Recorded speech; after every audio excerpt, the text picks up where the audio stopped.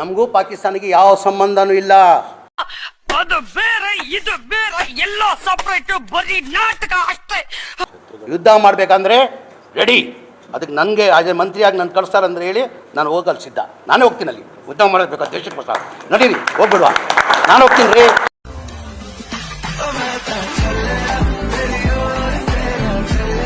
ಬೇಕಾದ್ರೆ suicide bag ಹಾಕ್ತೀನಿ ನಾನು.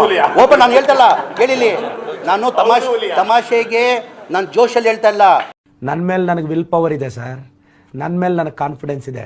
ಈ ದೇಶಕ್ಕೋಸ್ಕರ ನನ್ನ ಗತಿ ಇದ್ರೆ ಸುಸೈಡ್ ಬ್ಯಾಂಕ್ ನರೇಂದ್ರ ಮೋದಿ ಅವರು ಅಮಿತ್ ಶಾ ಕೊಳ್ಳಿ, ಅಲ್ಲ ಮೇಲೆ ಆಣೆ, ದೇವ್ರ ಮೇಲೆ ಆಣೆ ಕಟ್ಕೊಂಡು ನಾನು ಪಾಕಿಸ್ತಾನ ಹೋಗ್ತೀನಿ. ಧೈರ್ಯ ಅನ್ನೋದು ಭಾಳಷ್ಟು ಜನ ಡಿಕ್ಷನರಿಯಲ್ಲಿ ನೋಡಿದ್ರೆ ನನಗೆ ಅದು ಜೀನ್ಸಲ್ಲೇ ಬಂದಿದೆ ಸರ್. ಮಿಲಿಟ್ರಿ ನಂಬಿ ಸುಮ್ಮಿರ್ರಿ ಸಾಕು. ನೀವೇನು ಭಾಷಣ ಮಾಡೋದು ಬೇಡ, ನೀವು ಹೋಗೋದು ಬೇಡ.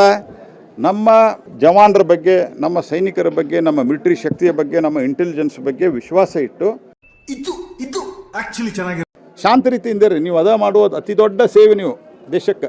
ನೀವು ಇಲ್ಲಿದ್ದ ಬೇರೆ ಏನೂ ಮಾಡೋದು ಬೇಡ. ನೀವು ಸ್ಟೇಟ್ಮೆಂಟ್ ಕೊಡಲಾರ್ದ ಅವರ ನೈತಿಕ ಸ್ಥೈರ್ಯವನ್ನು ಕುಸಿಯಲಾರದಂತೆ ಮಾಡೋದು ಬಹುದೊಡ್ಡ ಸೇವೆ. ಜಮೀರ್ ಅವರ ಭಾಳ ದೊಡ್ಡ ಪ್ರಮಾಣದ ತ್ಯಾಗ ಮಾಡಲಿಕ್ಕೆ ಹೊರಟಿದ್ದು.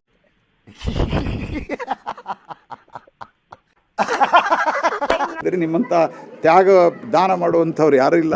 ಜಮೀರು, ಆಮೇಲಿಂದ ಸಂತೋಷ್ ಲಾಡು, ಖರ್ಗೆ ಸಾಹೇಬರು, ಇನ್ನಿತರ ಯಾರು ಇದ್ದಾರಲ್ಲ, ಅವ್ರು ಡೆಲ್ಲಿ ಒಳಗೆ ಸ್ಟೇಟ್ಮೆಂಟ್ ಕೊಟ್ರೆ ಎಲ್ಲ ಹೆಸರು ನಂಗೆ ನೆನಪಿಲ್ಲ. Siddaramaiah, What are you doing, yeah? Huh?